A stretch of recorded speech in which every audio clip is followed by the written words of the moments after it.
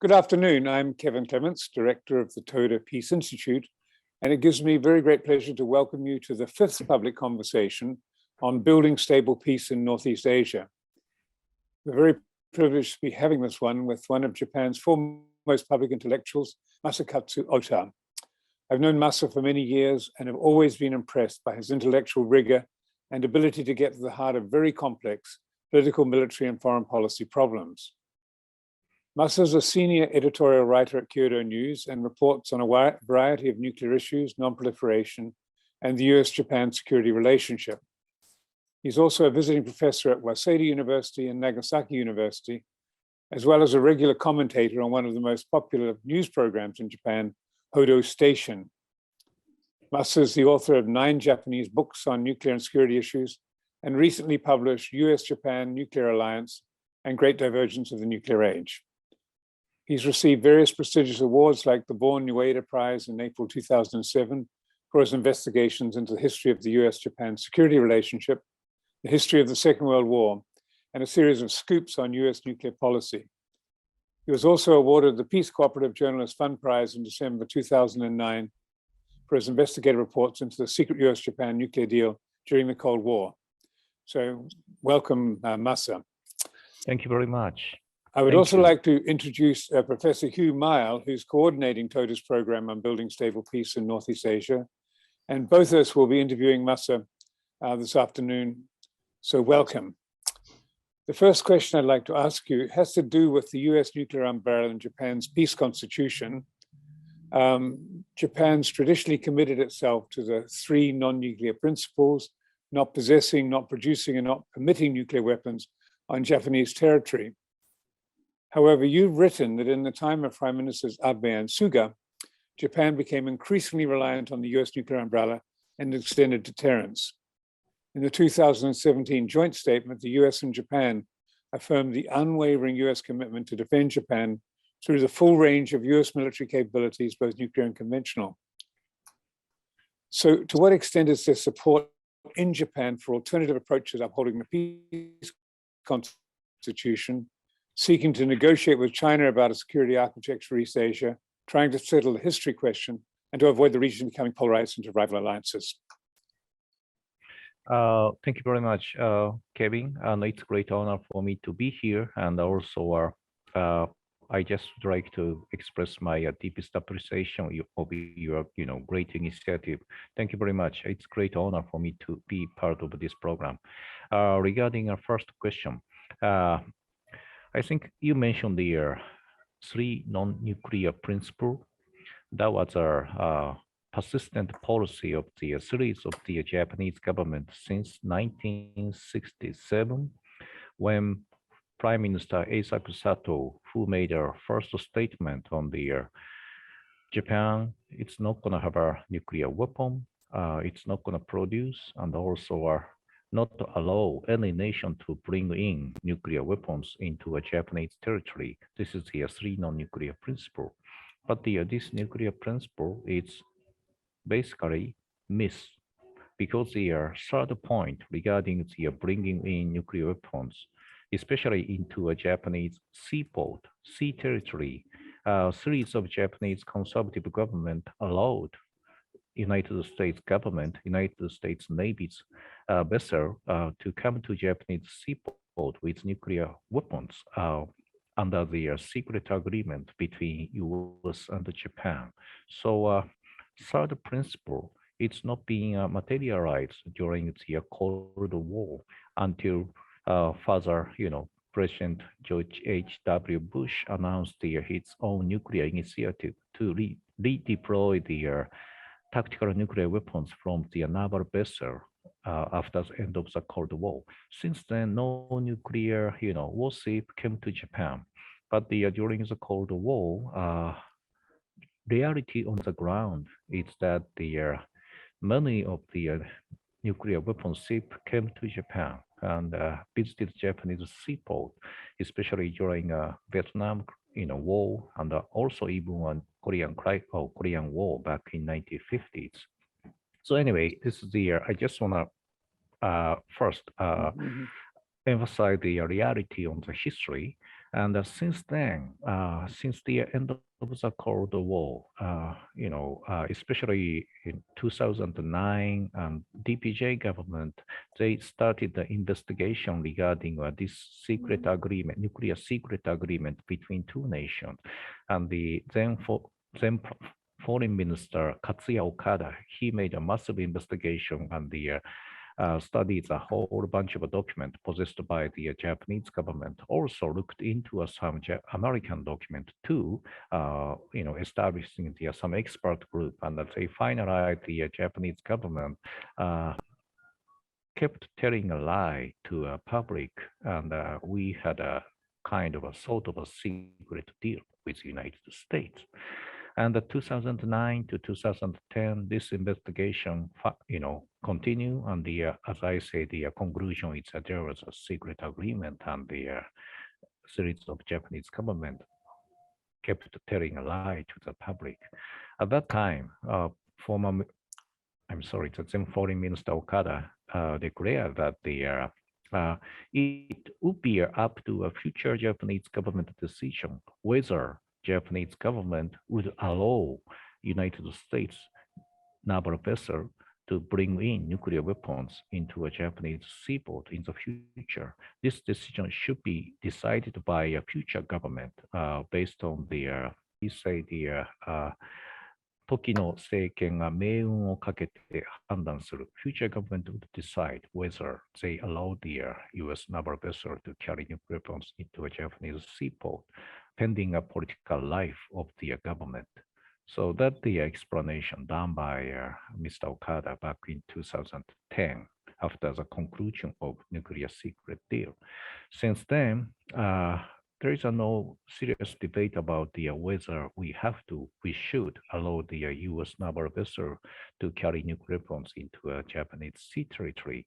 But recently, especially, it's a debate was stimulated by the comment by a former Prime Minister Shinzo Abe, and he said even Japan should debate about the nuclear sharing for securing, beefing up the Japanese security. He just, brought some option, only a debate about the possibility, whether we can do so, we can allow the U.S. naval vessel, it's a nuclear sharing, whether we can take this policy or not. But this debate, this comment by Prime Minister Abe stimulated a huge public debate inside Japan. That was right after Russian invasion had started this February.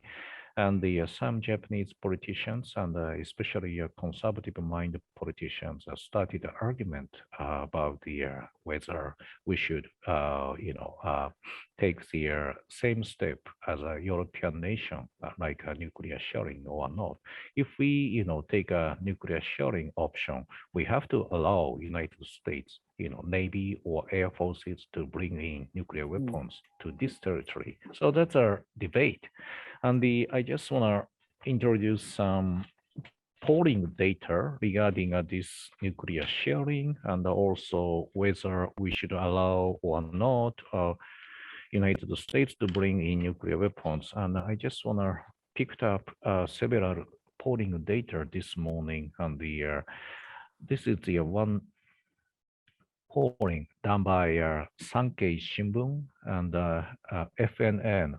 It's a Fuji Television news group, and they say according to their public poll done in March, the end of the March, and the 62.8% say we have to debate about the nuclear sharing, but we don't have to take this position. So 62.8% people say we need a debate, even we don't like this option. So this is the one polling data. And also I just want to introduce another polling data. And also this is done by Mainichi Shimbun.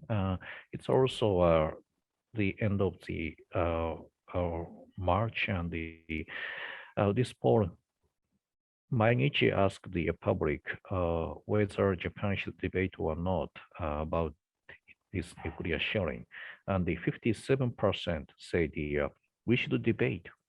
57, and the 32% say that we should not, even we should not debate. So people are more willing to discuss about the nuclear issue in an open mind, but also final data, final polling data, that was March 19th and the 20th, done by Asahi Shimbun. The question is a little bit different from the past two public opinion poll. Asahi asked the public, we should review the third policy of three non-nuclear principle. We should review the policy not allowing any nation to bring nuclear weapons into a Japanese territory. With response to this question, 35% said yes, we have to review this policy. One final leg of the three non-nuclear principle. 54% objected to review this policy. So it's very interesting. People are more willing to talk about the nuclear, but the still majority of the people disagree with the change of the Japanese three non-nuclear principle. That's my first answer. Yeah. Thank you, Masa. That's fascinating.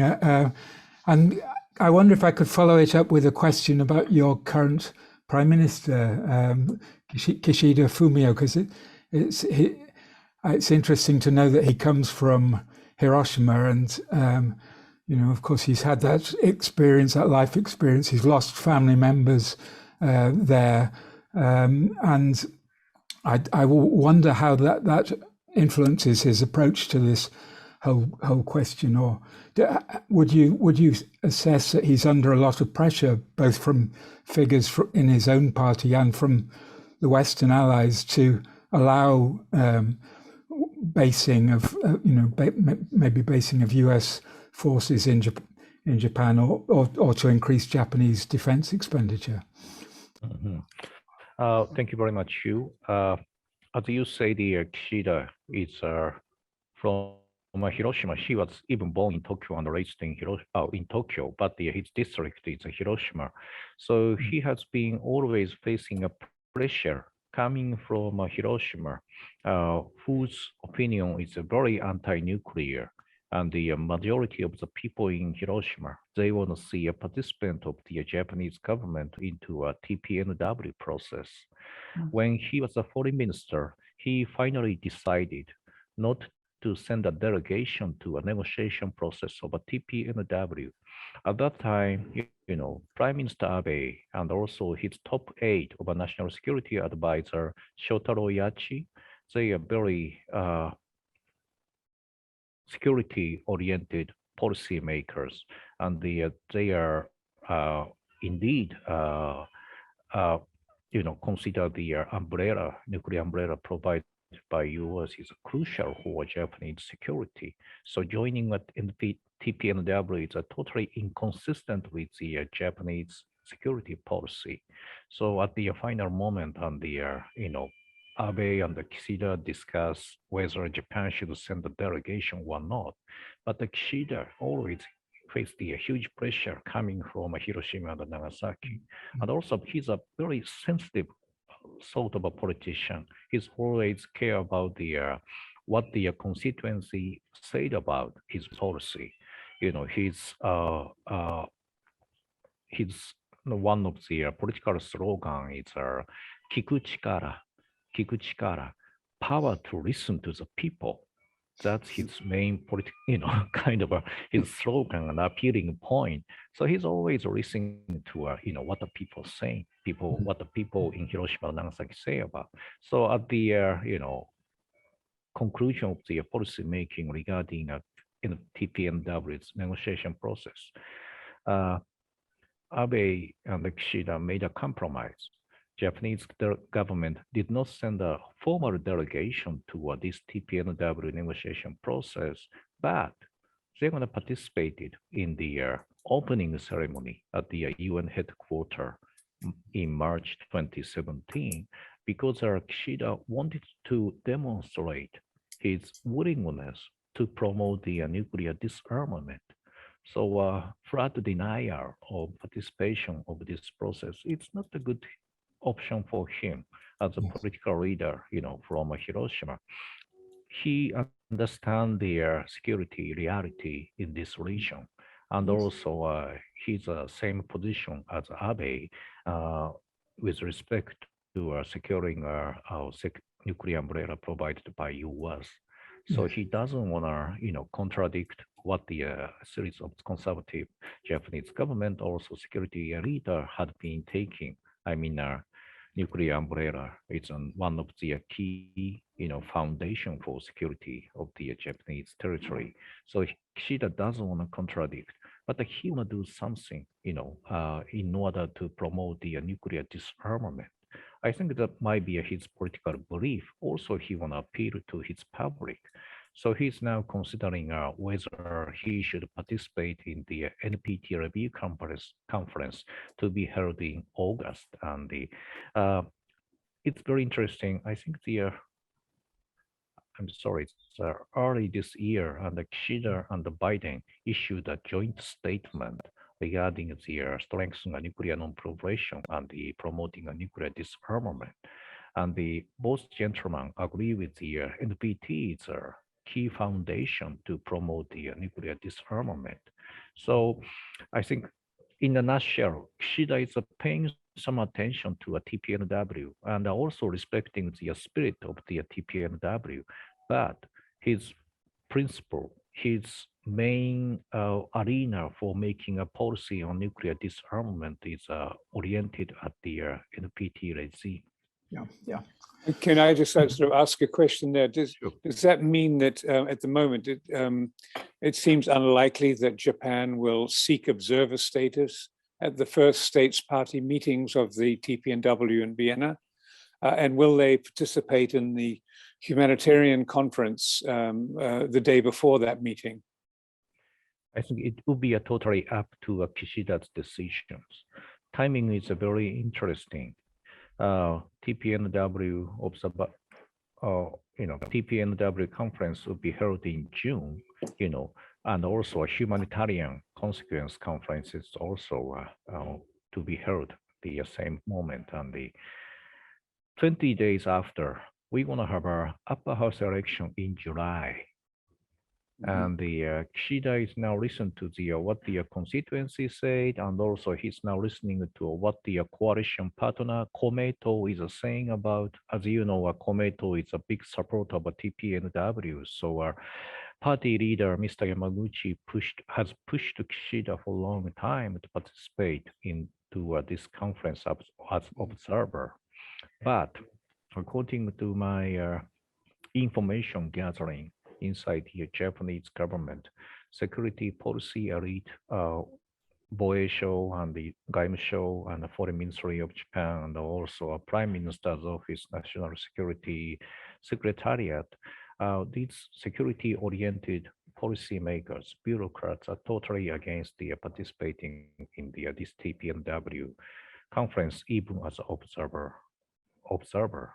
And so he got the pressure, Kishida got the pressure from a public, especially from Hiroshima. But the bureaucrats, they are opposing to a participation.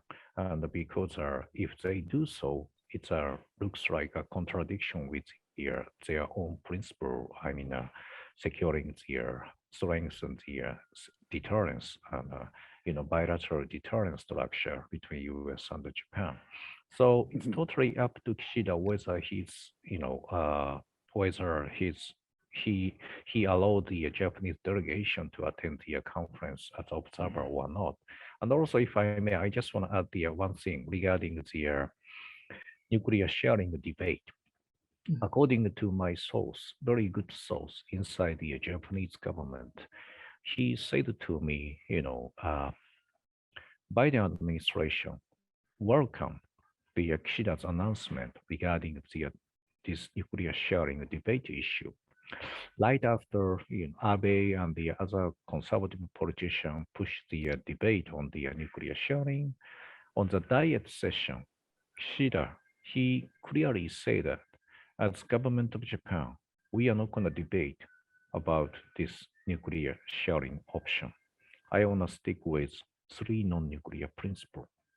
As according to my sources, government, Biden administration, I heard it's very top level. They highly evaluate what the Kishida said, I know, about this nuclear sharing debate.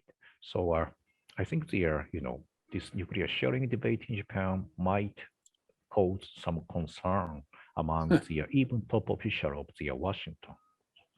Yeah. Yeah. And on the nuclear sharing question, is there some room in conservative Japanese opinion for discriminating between consultations about nuclear issues and nuclear deterrence versus actually, basing or formal arrangements? Does that give them some wriggle room in a way? I think it's very good point, Hugh. Yes, why people are started to discuss about the potential, option of a nuclear sharing.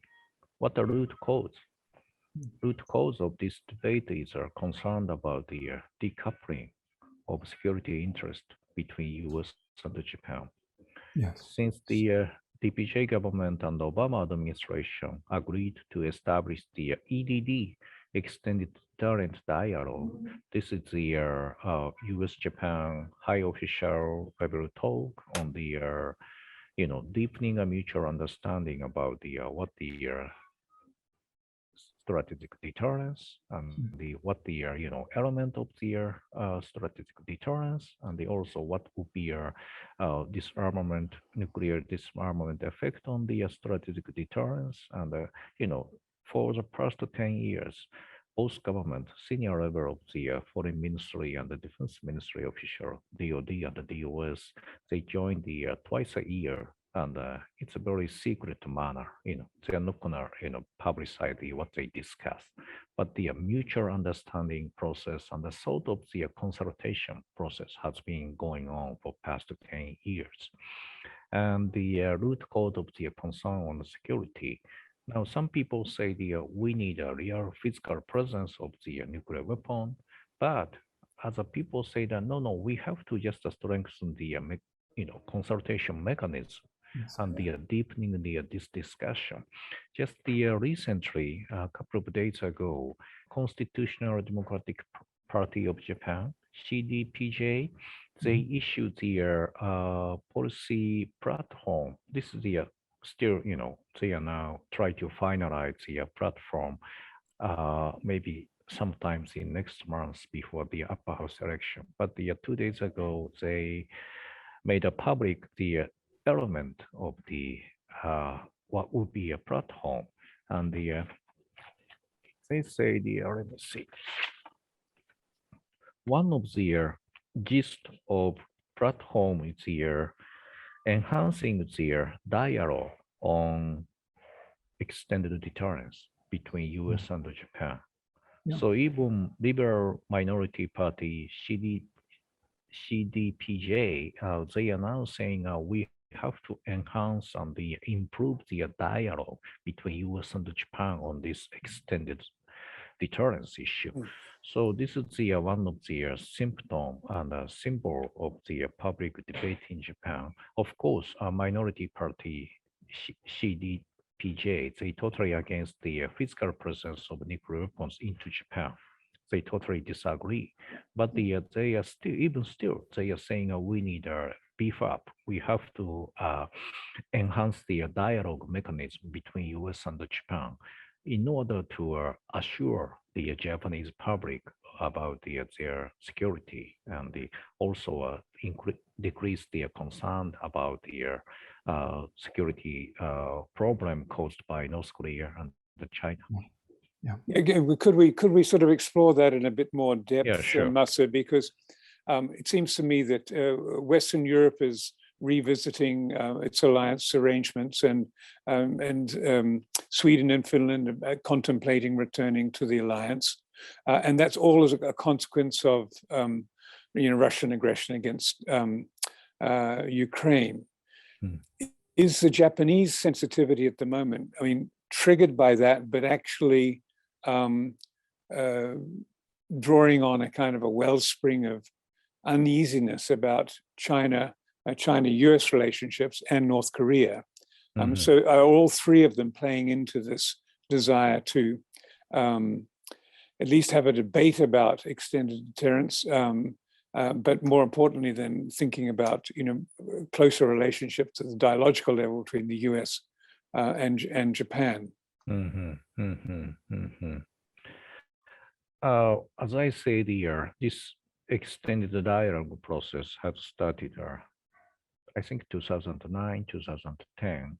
At that time, we are most concerned about the nuclear development by North Korea.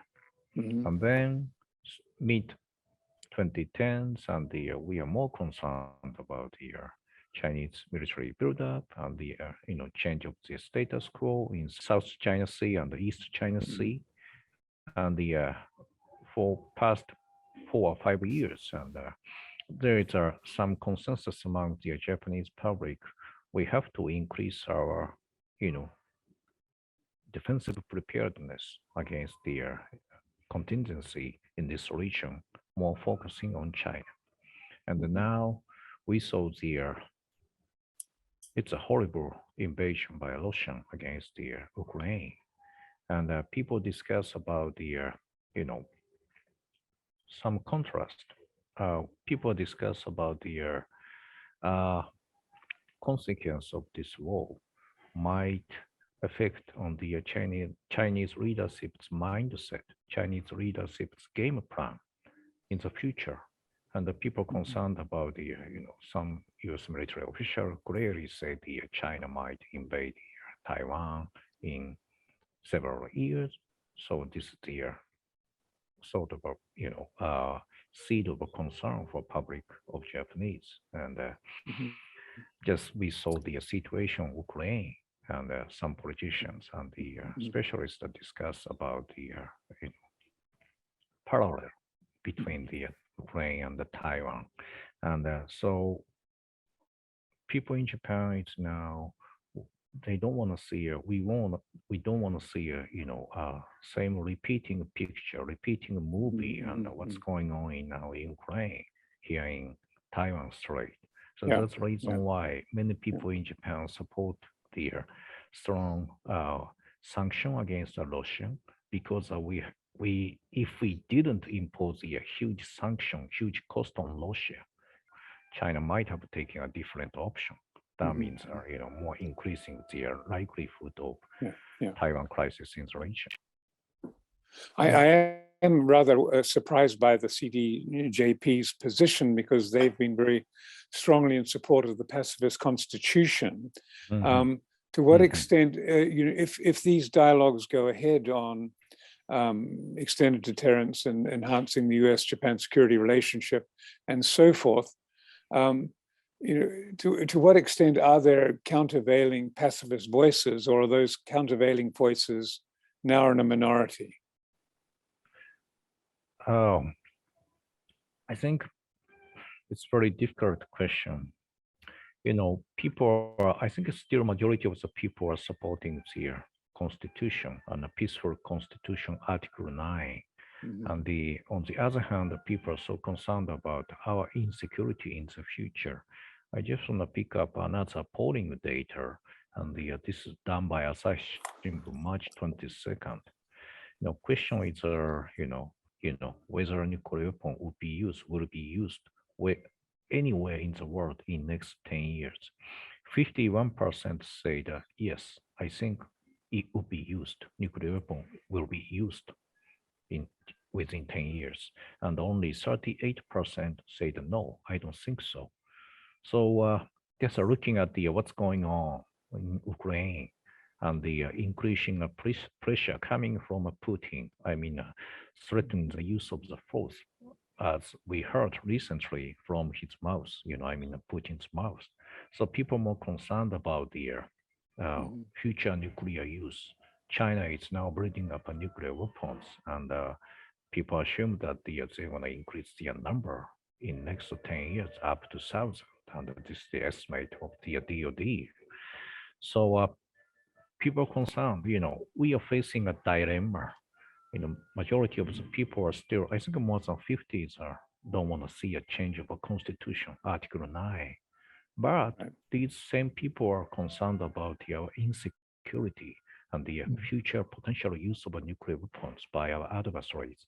So people's mind are much more complex compared to 10 years ago or 5 years ago. What do you think then has been happening as a result of Ukraine to the old notions of kind of mutually assured destruction and nuclear deterrence generally? I mean, does Lavrov's and Putin's suggestion they will use tactical nuclear weapons, is that a game of chicken basically to try and tempt the US and NATO into using nuclear weapons, knowing in advance that they won't? We have to make our sort of objective discussion regarding this nuclear extended deterrence and also mutual assured destruction issue. We haven't seen a nuclear use so far, but the likelihood of use of nuclear weapons by one of the big nuclear power would increase definitely. And the people saying now, if we don't have only extended deterrence, we might be invaded. We became more vulnerable. So that's the reason why we have to strengthen the consultation mechanisms between US and Japan, and also need a more clear assurance of the security. A clear assurance of the extended deterrence provided by US. I understand that. So this case, and some people say if Putin threatens the use of nuclear force, also we have to signal to Russia. If you use it, we will retaliate with the same manner. So in order to give some mental pressure to Putin not to use nuclear weapons. And also 2018 and the Trump NPR, they introduced their sort of a new theory, in order to rebuke the escalate to de-escalate, strategy of Russia. The Trump administration decided to introduce new type of their low-yield nuclear weapons, two types. One is a ballistic missile, would be carried by a SSBN, strategic submarine, and the maybe 8 kiloton, and just the almost half of the Hiroshima type nuclear weapons, and the would be carried on the SSBN. The other option is a cruise missile on the tactical nuclear low-yield type of nuclear weapons. In order to preempt Putin's use of these low-yield, we have to, equip ourselves with the same type of the low-yield. So if we have it, he's not going to use it because he's so afraid about the escalating to an upper. So this is the theory of the Trump administration's nuclear policy review and NPR. But I'm a little bit concerned about this theory. There is some I think there is some trap. If Putin thinks I can use low-yield nuclear weapons inside the Ukraine, we're gonna shoot one tactical nuclear weapons against the Ukrainian forces. But our territory of Russia, almost no effect. Maybe radiation coming from Ukraine, it would be depending on which area they want to use the nuclear weapons in Ukraine. But it's still far away from the Moscow and the other major city of the Russia. So Putin might decide we have to use the tactical nuclear weapons in order to prevent our miserable loss of the war. And we use it, maybe they're going to use it. NATO might use it. NATO might retaliate with the same type, the low-yield nuclear weapons, and the US would shoot the bottom from the SSBN. But it still might be okay for Putin because low yield versus low yield, it's still, comparatively low effect on the Russian mainland. This is a very dangerous situation we will face. So we should always keep up the higher bar of the nuclear use in any case. But the Trump administration logic is we have to have the same equipment, same tool against the Russian, because otherwise we cannot deter Russian to use their low-yield nuclear weapons. But every day we are seeing what's going on in Ukraine, and Putin didn't care about how many people are dead, how many people died. So I'm afraid this logic doesn't work for Putin, especially non-democratic leader who doesn't care much about the people's life. So this is the pitfall of the deterrence theory and the eye to eye and the sword to sword, kind of a theory. Is that a good answer to your question? Yes. We have to think about that, and we Japanese are the only nation who suffer the nuclear use. Absolutely. Even that was 77 years ago. But we have a special obligation in order to prevent another nuclear use, and we have to maintain. We have to strengthen the nuclear taboo. Nuclear taboo is a phrase, advocated by Thomas Schelling, and right after nuclear, explosion by North Korea in 2006, first nuclear explosion. And I interviewed Thomas Schelling at his home in Maryland, and at the same time, and the Japanese, Conservative Party (LDP) and some conservative politicians initiate the same argument as this time. Now look at that, North Korea. They now tested their nuclear weapons. Why not as Japanese? We have a full, capability of creating a plutonium, and even we can have a, military missile. So I asked the Thomas Schelling about the, this internal debate inside Japan about the whether I wish to go nuclear or not, and the Schelling clearly, rejected this argument.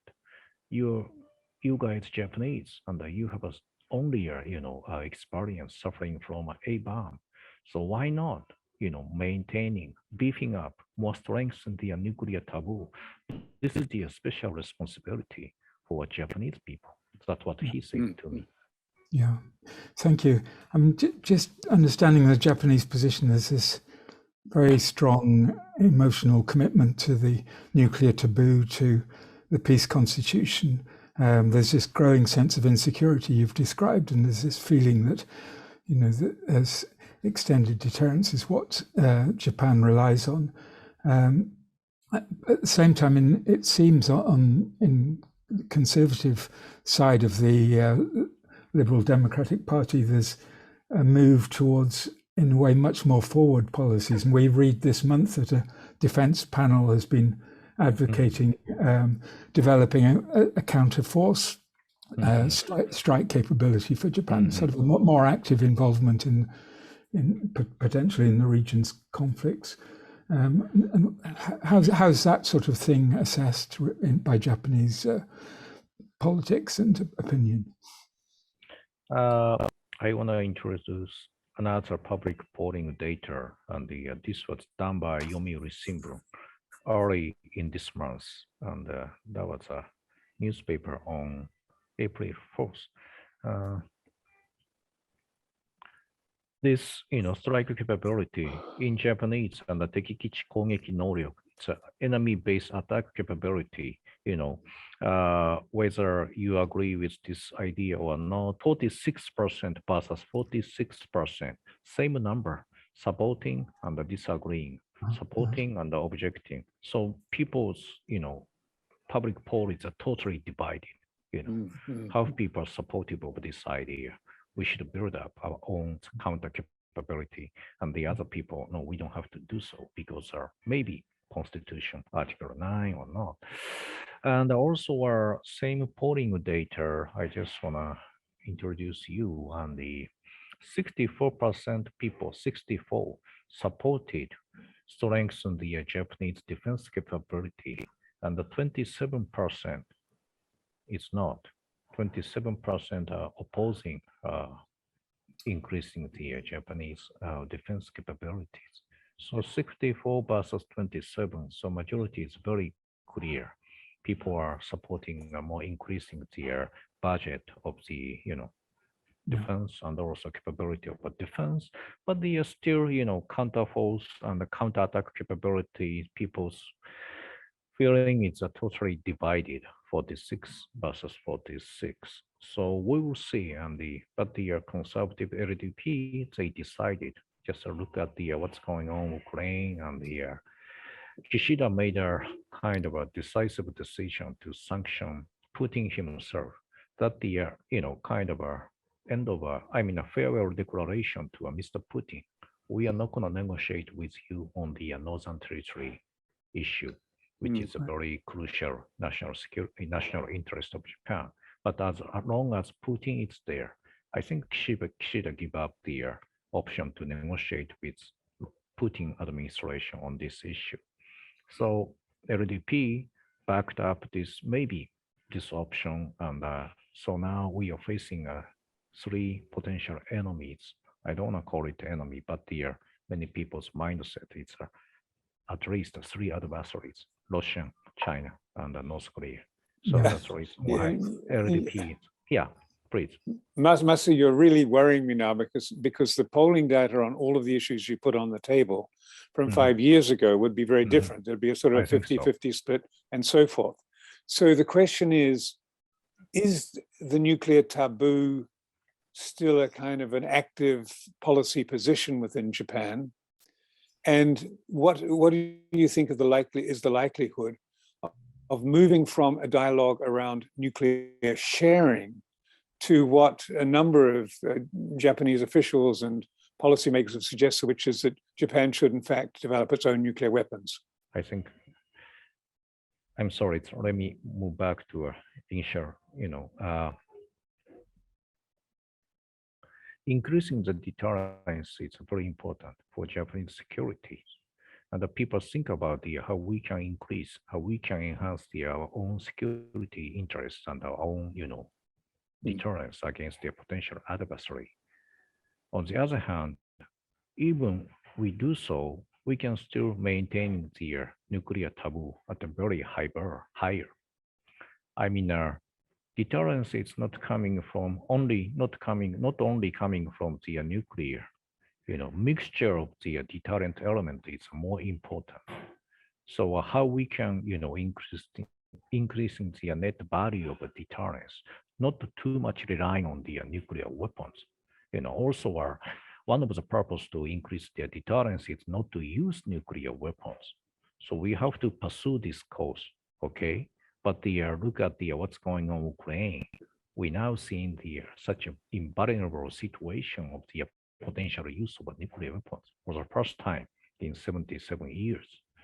So we have to maintain both, deterrence in order to not to use nuclear weapons, and also we have to decrease the load of nuclear weapons in order not to use the nuclear weapons, in order to increase put the nuclear taboo much more at the high level and high bar. So I think we should, taking a good balance between the nuclear deterrence and also maintaining a nuclear taboo. No. Thank you, Masa. Can I ask a sort of wider question, just stepping away slightly from the nuclear issues, about kind of broader Japanese foreign policy in the East Asian region, and how you see the Japanese political response to the question of how Japan can really, not only have a peace constitution itself, but try to establish a more peaceful environment in the region over a longer period. And earlier we interviewed Barry Buzan and Evelyn Go, about their very interesting book about the prospects for great power bargains in the context of East Asia. And they talked about 4 different scenarios for the future. One was that the US has a reinforced ring-holding role. The US is, if you like, the leading actor in East Asia. The second is that the US and China come to some sort of agreement and build a shared order. The third is that China and Japan bury their past troubles and they reach some agreement about, perhaps with other Asian countries, about how to better manage the East Asia. And the fourth one they looked at was a kind of Chinese hegemony. And of course, those were all scenarios based on some kind of great power agreement. And they recognize that the trend at the moment is for a drift towards disagreement, towards conflict, towards a new Cold War and so on.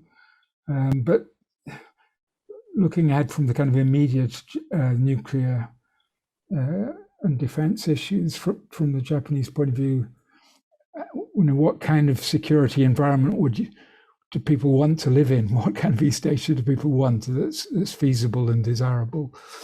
People in this nation, I think the majority of the people in Japan want to see a strong commitment, especially a security commitment by United States. During the Trump administration, people feel some concern about this commitment, that was maintained by the series of the US government before Trump. I've talked to former Prime Minister Suga, and 10 days ago, I interviewed him, and he told me, what he discussed with Mr. Biden, last year, April 16, the summit meeting in Washington at the White House. Suga said to me, and he advised Mr. Biden, US have to improve the strategic dialogue with ASEAN members. Why he gave this advice to Mr. Biden? Because he wants to see a more strong commitment of the United States to this region. Mm. So I think the majority of people in Japan and most of the political leaders, both minority and majorities, they want to see a strong commitment of the United States, which we have seen winning during the Trump administration. Yeah. But this strong commitment doesn't contradict, what we pursue with the good relationship with China and the more constructive, behavior of China. And the, war in the Ukraine, it's a kind of a wake-up moment for many people, and especially people in Japan. And we have to live in a sort of a dangerous world. But we have to value our value. We have to respect keep our value and the democratic and the rule of the law and the human rights and market economy. We have to enhance and we have to promote this value for the future. And so United States commitment and also a networking with the same value-minded nation is very important for these regions.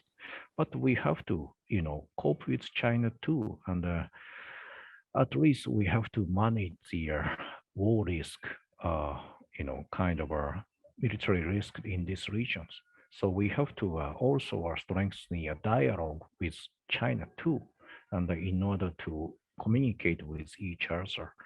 Even when Suga and Biden issued their statement last year, and the first time mentioning Taiwan. And I just want to quote what both leaders said regarding Taiwan. Quote, "We underscore the importance of peace and stability across the Taiwan Strait and encourage the peaceful resolution of cross-strait issues. unquote. So this is the first time in 50s, let me see, it was a 53 years, 52 years, first time both leaders, Japan and the US, mentioned the Taiwan word. It's a very sensitive word to a Chinese authority, but they decided to put this language into a statement. But also Suga and Biden, at the same time, sending a very good message and important message to China. Quote, the United States and Japan recognized that the importance of a candid conversation with China, reiterated their intention to share concern directly, and acknowledge the need to work with China on areas of their common interest, unquote. I think it's very good, choreographed statement and signaling to China, we're going to increase the deterrence. If you try to change the status quo militarily, we have to do ourselves. Could you, in apropos of that, I mean, in July last year, your Deputy Prime Minister Taro Aso said at a private function that Japan would join America in defending Taiwan against a Chinese invasion, and that an invasion would be an existentialist threat to Japan, which seems to me to be even more sort of extreme in terms of a Japanese commitment to the Taiwan-US security relationship. Would you like to comment on that? I mean, that seems to be quite provocative in terms of China. Yes. I think we need a careful diplomacy on this Taiwan issue. We have to protect our values, and we have to protect the, sort of a territorial integrity of the Taiwan. And so if China tries to change the status quo militarily, we have to prepare. We have to prepare. But also we have to send a message simultaneously, China. We don't want to see any military conflict in this region. I understand your interest. You have to understand our interest. So that's the reason why we need a strategic dialogue between US and China, and also China and Japan. And we have to maintain the status quo. And I think that's the best answer for China. So this sort of a political provocative statement might make the situation more complex. So I think the Japanese politicians and of course policymakers should constrain themselves from making such a provocative statement if this statement is not so constructive for maintaining their status quo. Yeah. Excellent, thank you. And just to turn back to North Korea and the Korean Peninsula again, I have the impression that the Japanese public have been quite shocked by the North Korean missile and nuclear developments, and at the same time, Japan's got very bad relationships with South Korea, although the previous South Korean administration was pushing a very vigorous peace policy and trying to see a sort of new new diplomatic prospects for the region. Is Japan's policy towards the Korean Peninsula, in a sense, only a military security one, or has Japan got a role to play in trying to bring about a long-term peaceful settlement in the Korean Peninsula? It's a very profound question, and I think what the necessary for Japanese government and the Japanese diplomacy is we have to redesign security architecture in this region. And the bilateral relationship between South Korea and Japan has been worse for past 5 years because of the mutual distrust, to each other. And we now see the new administration in Seoul, and they sent a delegation to US first and then to Japan last week. I think they made a kind of a strategic dialogue between two governments, and I think the basic element for redesigning the security architecture in this region, especially a Korean Peninsula, is a trilateral cooperation among the US, South Korea, and Japan, same democratic value nations. And it's a good time for Japan to re-establish this trilateral, architecture in the key element of the future security architecture in these regions. So strengthen the trilateral relationship, and we have to redesign a security architecture in order to create what the end goal of this, area, how we can decrease the nuclear risk coming from North Korea, how we can contain the threat, how we can prevent the North Korea to make a mistake, and also how we can, decrease the volume and the capability of North Korean nuclear forces, and also how we can integrate the nuclear-free North Korea to this region. So this type of the short-term, mid-term, and long-term, goal of the security is very important. So it's a good timing for three nations to redesign a security architecture.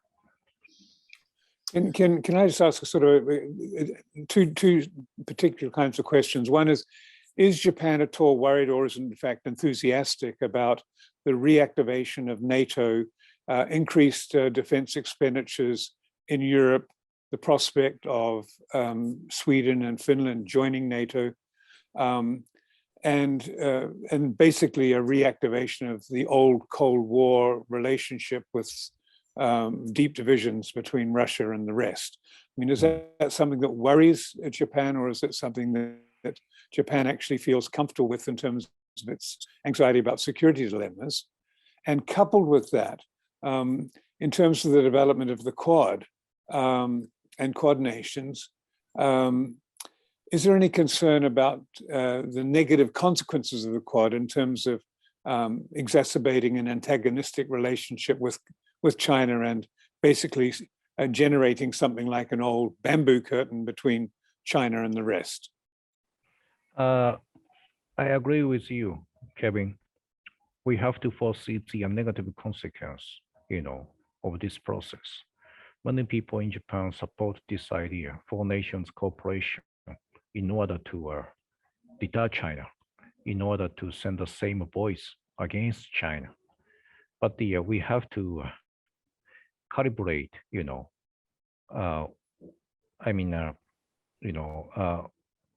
we don't want to see any negative consequence on this Quad mechanism might give some, worsening situation here in this region. So I think Quad is okay, but we have to continue to send a careful message to the Chinese authorities. Why we are doing this process? Why doing this process? Because we don't want to see any war, any military conflict in this region. So this is the number one purpose of a Quad. So we have to communicate with the top leader of China. But for past 3 or 4 years, we haven't seen any top level of a meeting between China, Xi Jinping, and the Japanese Prime Minister. So Quad is okay. And also we need a trilateral approach, South Korea, Japan, and the US. It's okay. But also we need a bilateral negotiation, bilateral strategic dialogue between top leaders, politicians, China and Japan, also China and the US. Otherwise, we will see a very negative consequence of this kind of good intended mechanism created by Japanese security elite people. Excellent. Yes. I perhaps just has a final question about the overall position of Japanese towards a kind of peace politics, and you've already given us some fascinating figures about public opinion, and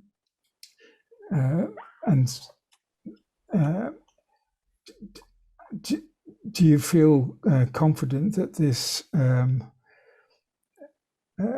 commitment to a peace constitution in Japan will be able to be sustained in the future? Do Japanese people feel, able to have friendly and good relations with other Asian people in the region? Do you feel that there's a prospect for better person-to-person relations with China? I mean, for example, when you meet Chinese journalists, can you have interesting and useful conversations? Peaceful Constitution and Article 9.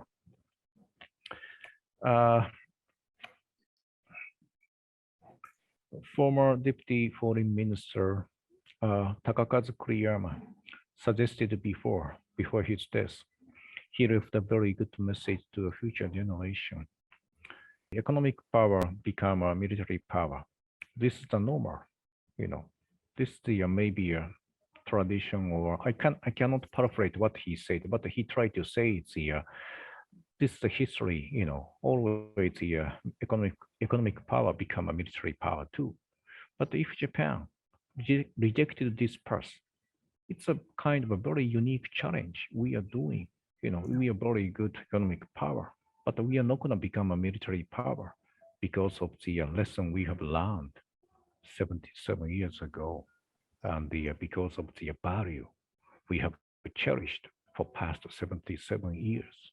We are not going to resort to a military option in order to solve any sort of a problem among the nations. So I think we have to stick with this principle. Once we give up the Article 9, it's a totally change of the world. I mean, a change of the Japanese society, and maybe a negative implication we will see among the regions. So to the last ditch, we have to, maintain this position as much as we can, and we have to show new sort of the example. Even economic power doesn't want to become a military power, but still we can exercise our power. We can exercise some influence based on the value, based on the principle, and based on the example. So I think this is one of the I think a best option for Japan to take. So, point is we can still increase the deterrence, through the other means, not only a nuclear.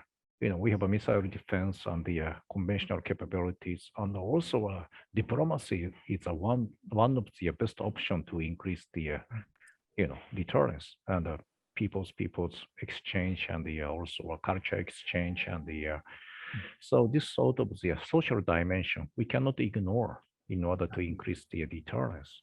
So diplomacy is very important at this moment. We have to prepare for the future contingency, but we also need a preventive diplomacy, not cause any military conflict in this region. Masa, that's a very good point to end on, I think. I just want to thank you on behalf of Hugh and myself and the Toda Peace Institute for doing all the preparation you put into this interview, coming along with up-to-date polling data, and for giving us such a frank insight into the dilemmas facing the Japanese people at the moment. I can see from the polling data and from all of the discussions around nuclear sharing that it's going to be very, very difficult for the Japanese population to maintain the nuclear taboo. Secondly, it seems to me that given the kind of current state of the world and the way in which Russian invasion of Ukraine is generating shockwaves everywhere and resulting in a hardening of position, it seems to me that Japan is going to be in a very challenging position as it's going to be asked more and more to engage in higher and higher levels of defense expenditure and military burden sharing. So I think you've managed to both alarm us and give us some sense of some of the countervailing forces within Japan at the moment. But I hope and pray that any of the dialogues that take place around nuclear sharing don't shear off and become a discussion around Japan's own nuclear deterrent, and that you do rely on other deterrent capacities than the nuclear one. Right. But thank you very much for a very robust conversation, for all of your good work and for all of your intelligence and wisdom that you've brought to this conversation.